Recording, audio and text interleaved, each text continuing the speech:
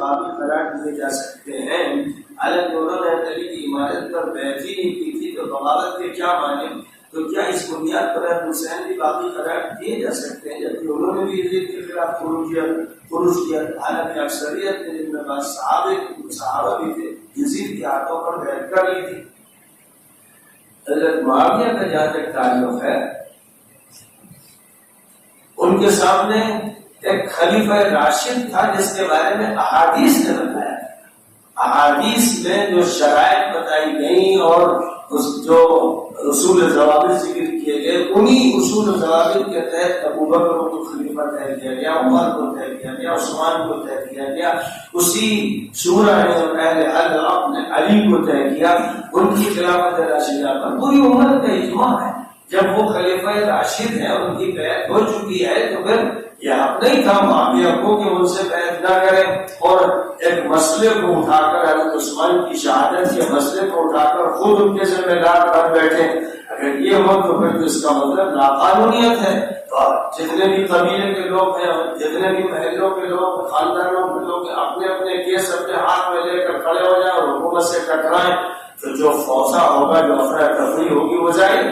ایسے ہی ان پر یہ ذمہ داری تھی جیسے پوری امت پر تھی کہ خلیفہ راشد کے ہاتھ پر بیعت کریں اور بیعت کر کے ان کے سامنے یہ بات رکھیں کہ جو بھی ایسے لوگ ہیں جو ملوث ہیں حضرت عثمان کے قتل میں، ان پر مقدمہ دائر کیا جائے۔ ایسا تو ہوتا نہیں کہ پکڑ پکڑ کی جس کو بھی آپ نے سمجھ لیا اس کو پکڑ لیا، گردن کاٹا۔ یہ تو فوضا، انارکی، اور یہ ایک انتشار ہے، اور یہ ایک ایسا انتشار ہے جس کے ساتھ ہوتے ہوئے بھی حکومت قائم ہی نہیں ہو سکتی۔ اس لیے ان پر یہ ذمہ داری عائد ہوتی تھی، اور یہ جو ذمہ داری عائد ہوتی تھی اس پر تمام وہ بدری صحابہ، مہاجرین صحابہ، انصار صحابہ جو حضرت علی کے ساتھ سینکڑوں کی تعداد میں تھے، ان کو بار بار سمجھانے کے لیے بھی بھیجا گیا، لیکن ان کی سیاسی ضد تھی، اور سیاسی ضد کی بنیاد پر انہوں نے ایک جنگ چھیڑی، لیکن اتفاق نہیں کیا، جس کی بنیاد پر ان کے بارے میں حضور صلی اللہ علیہ وسلم نے اشارہ کر دیا تھا یہ کہہ کر کہ ان عمارا تقتله الفئة الباغیہ، عمار کو باغی گروہ قتل کرے گا۔ اور حضرت عمار حضرت علی کے ساتھ تھے، شہید ہوئے معاویہ کی فوج کے ایک شخص کے ذریعے سے، اور جب وہ شہید ہوئے تو چونکہ یہ حدیث متعارف تھی، اس لیے عمرو بن العاص معاویہ کے پاس آیا اور کہا کہ عمار شہید ہوں گے۔ تو اب انہوں نے تعبیر شروع کی، ہم نے بڑی مارا، چور آیا کہ ان کو میدان۔ اب یہ ایسی باتیں ہیں جن کا انکار حدیثیں کرتی ہیں اور علماء کرام کا اتفاق کرتا ہے۔ اسی حدیث کی بنیاد پر تمام محدثین کا اتفاق ہے کہ ماوی باغی تھے اور ان کا گروہ فئہ باغیہ کا، تمام محدثین کا اتفاق ہے۔ جس کو بھی چاہیے پڑھ لیجیے، حافظ ابن حجر کو پڑھ لیجیے، سیوطی کو پڑھ لیجیے، راضی کو پڑھ لیجیے، سب سارے شرح نے اس حدیث کی بنیاد پر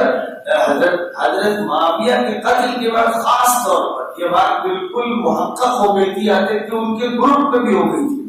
عمرو بن العاص جو ان کے بہت بڑے کمانڈر تھے، وہ بھی پریشان ہو گئے تھے، یعنی مطلب ان کا یہ تھا معاویہ سے کہنے کا کہ بھائی اب تو ہم لوگوں کو چاہیے کہ بعد آ جائے، لیکن جو ہونا تھا سو ہوا۔ اب رہ گئی یزید کی بیعت ڈنڈے کے شور پر ہوئی، اسے اتفاق نہیں کیا گیا، وہ اس میں اہلیت ہی نہیں تھی، اور حضور صلی اللہ علیہ وسلم نے یہ بات ارشاد فرمائی، شاہ صاحب نے بھی وہ حدیث نقل کی ہے کہ جو شخص بھی کسی ایسے کو خلیفہ بنائے کہ جس سے بہتر امت میں موجود ہو، اس نے اللہ سے خیانت کی، رسول سے خیانت کی، مومنین سے خیانت کی۔ یہاں تو مسئلہ یہ کہ ایک فاسق بیٹا جو تابعی کہلانے کا مستحق بھی نہیں ہے، صحابہ کی موجودگی میں سینکڑوں صحابہ موجود، اور بڑے بڑے جلیل القدر صحابہ جو عمر میں عہد نبوی میں کم تھے اور اپنے دور میں جن کی بڑی حیثیت تھی، حسین موجود، عبدالرحمن ابن ابی بکر موجود، عبداللہ ابن زبیر موجود، عبداللہ ابن عمر موجود، ان میں سے کوئی نہیں تھا جس کا انتخاب ہوتا، ان میں سے کسی کا انتخاب کیا جاتا کہ یہ خلیفہ ہو۔ حضرت حسن سے جب اتفاق ہوا تھا، جو مصالحت ہوئی تھی وہ مصالحت مجبوری کی تھی، وہ جو حدیث بیان کی جاتی ہے کہ ابنی آدھا سروس صلی اللہ بھی بین فیتین، حضرت حسن کو تو یہ حدیث معلوم نہیں تھی، وہ تو پہلے جنگ کے لیے نکلے تھے اور ان کے لوگوں کا یہی اصرار تھا کہ ہمیں ان سے جنگ کرنی، لیکن حضرت حسن کی طبیعت میں نرمی تھی، انہوں نے کہا کہ بہت قتل ہو چکا ہے، صرف قتل ہی ہوگا اور سب ختم ہو جائیں گے، تو اب ہم مجبور ہیں، اپنی مجبوری میں اس حدیث کا حوالہ نہیں دیا کسی نے بھی، تو وہ سب کہتے ہیں یہ سب کہتے ہیں یہ حدیث کہاں سے آئی ہے تو اللہ جانے، لیکن اس حدیث کا حوالہ حضرت حسن نے نہیں دیا، اس حدیث کا حوالہ حضرت معاویہ نے نہیں دیا، اس حدیث کا حوالہ حضرت عمرو بن العاص نے نہیں دیا۔ جس وقت موضوع ہے زیر بحث آپ پڑھیے تاریخ میں کہیں اس حدیث کا حوالہ نہیں، مجبوراً صلح کی، اور مجبوراً صلح میں یہ بات طے ہوئی جو اتفاقیہ ہوا کہ جب آپ کے بعد یہ ذمہ داری میرے سپرد کی جائے گی، یعنی خلافت پھر منتقل ہو جائے گی۔ حضرت علی کے بعد حضرت حسن خلیفہ رہے، لیکن بس اس کے بعد چونکہ انہوں نے اس بات کی کوشش کی کہ اب زیادہ خون نہ بہے تو انہوں نے مساعدات کری، وہ مجبوری کی مساعدات کی، وہ اختیار کی مساعدات نہیں، اور جو معاہدہ کیا اس معاہدے پر عمل نہیں کیا، حضرت معاویہ نے اس پر عمل نہیں کیا، تو وہاں معاہدے کے ساتھ انہوں نے بدعہدی کی، اس میں خیانت ہوئی، اور اپنے اس بیٹے کو جس کے بارے میں سب کو معلوم تھا خود ان کو بھی کہا گیا یہ بہت بھی بڑا ہوا ہے، شکار کھیلتا ہے، کتے پالتا ہے اور کیا کیا کرتا ہے، بہت کچھ کہا گیا ہے، فاسق ہے۔ اتنی بات کو میرے اتفاق سارے محدثین کیا آتا ہے، اور میں نے بڑے بڑے علماء کے اقوال اپنے رسالے میں ذکر کر دیے ہیں حوالوں کے ساتھ، سنیت، شیعت اور ناصبیت میں، تو اس کے فسق پر اتفاق، اس کی جو خلافت منعقد ہی نہیں ہو سکتی، اور ڈنڈے کے زور پر جو خلافت طے کی جائے جس میں سب سہمے ہوئے ہیں، وہاں آرڈر کا وہاں سے مروان کو اور ولید بن عتبہ کو، حسین کو اور ابن زبیر کو اور ابن عمر کو، ان سب کو طرف کرو اور ان سے کہو کہ وہ بیعت کریں، نہیں کرے تو قتل کر دو۔ اس دہشت کے ماحول میں دہشت گردی کی حکومت تھی، ایک ظالمانہ حکومت تھی، منافقانہ اور فاسقانہ حکومت تھی، اس میں جس نے بیعت کی وہ جبر تھا، وہ اضطرار تھا، وہ مجبوری تھی، اور جس نے نہیں کی اسی نے صحیح راستہ اختیار کیا تاکہ وہ پوری امت کے لیے یہ نمونہ پیش کر دیا جائے کہ ہم کسی ایسے حاکم کو کبھی قبول نہیں کریں گے۔ بہت سی روایتیں ہیں،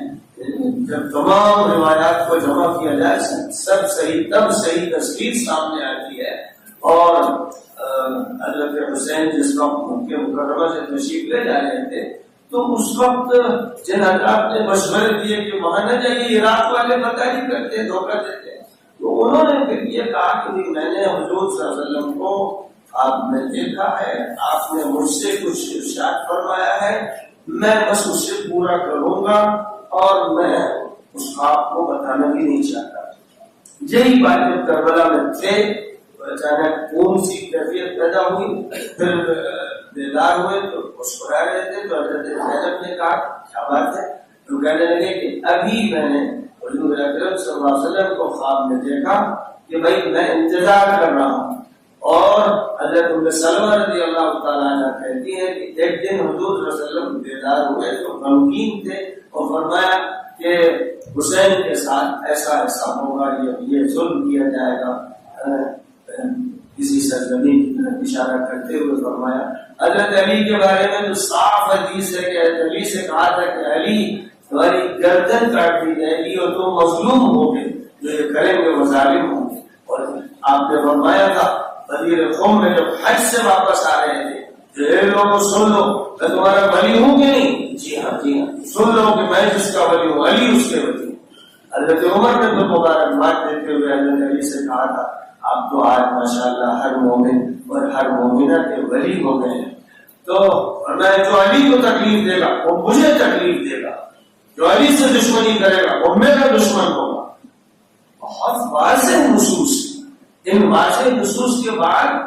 ان حضرات کے خلاف جو کھڑے ہوئے جنہوں نے ان کے خلاف ظلم کیا، زیادتی کی، ان میں سے یہ تو وہ تھے جن کو تنبؤ ہوا تو طائف ہو گئے، جیسے حضرت زبیر سے حضرت علی نے جب لڑائی چھڑی ہوئی تھی کہا کہ زبیر کیا آپ کو وہ دن یاد نہیں کہ جب میرے اور آپ پہ کچھ بات ہو رہی تھی تو حضور صلی اللہ علیہ وسلم نے آپ سے کہا تھا کہ تم ان سے جنگ کرو گے اور تم ظالم ہو گے، تو اتنا متاثر کہ میرے ذہن سے نکل گیا تھا اور اب مجھے یاد آ گیا، اور فوراً گھوڑے کا رخ موڑا اور وہاں سے فرار اختیار کیا کہ میں اب جنگ نہیں کروں گا۔ حضرت طلحہ شہید ہو گئے، حضرت عائشہ آئی تھی یعنی لوگوں کے اکسانے پر اور رد عمل میں، بعد میں انہیں بہت ندامت ہوئی کہ مجھ سے غلطی ہوئی، بلکہ حضور نے تو فرمایا تھا لن يفلح قوم ولوا امرهم امرأة، اور مجھے اس وقت سردار بنا کر لے آیا گیا اور میں ٹکرائی ایک ایسے شخص سے جس کے بارے میں اتنی حضور صلی اللہ علیہ وسلم کی بشارتیں ہیں اور اتنی شہادتیں ہیں اور اتنے وعدے ہیں، تو بعد میں ان کو بہت افسوس ہوا۔ تو ان کا معاملہ تو اس طرح پار ہو گیا اور وہ ام المؤمنین تھی اور ام المؤمنین رہیں، لیکن یہ معاملہ معاویہ کا نہیں۔ ان کا جو موقف علی کے ساتھ تھا وہ بغاوت کا تھا، پھر یزید کو جو انہوں نے خلیفہ بنایا، اپنا ولی عہد بنایا، اس پر پوری امت ناراض تھی۔ اور یہ صرف جبریہ جانشینی تھی، ایک غلط انسان کی، صحابہ کو چھوڑ کر تم تعبیر کو کیوں بنا رہے ہو؟ یہ تعبیر اور تعبیر کی تعبیر نہیں، اتباع نہ کرنے والا فاسق انسان، اس فاسق انسان کو کیسے ولی عہد بنایا جا رہا ہے، جانشین بنایا جا رہا ہے، جبکہ بڑے بڑے صحابہ موجود ہیں؟ کوئی سوال نہیں، کوئی جواب نہیں۔ وہی بات ہے جو حدیث میں فرمائی گئی کہ جو بھی ایسا کرے گا فقط خان اللہ و خان رسول۔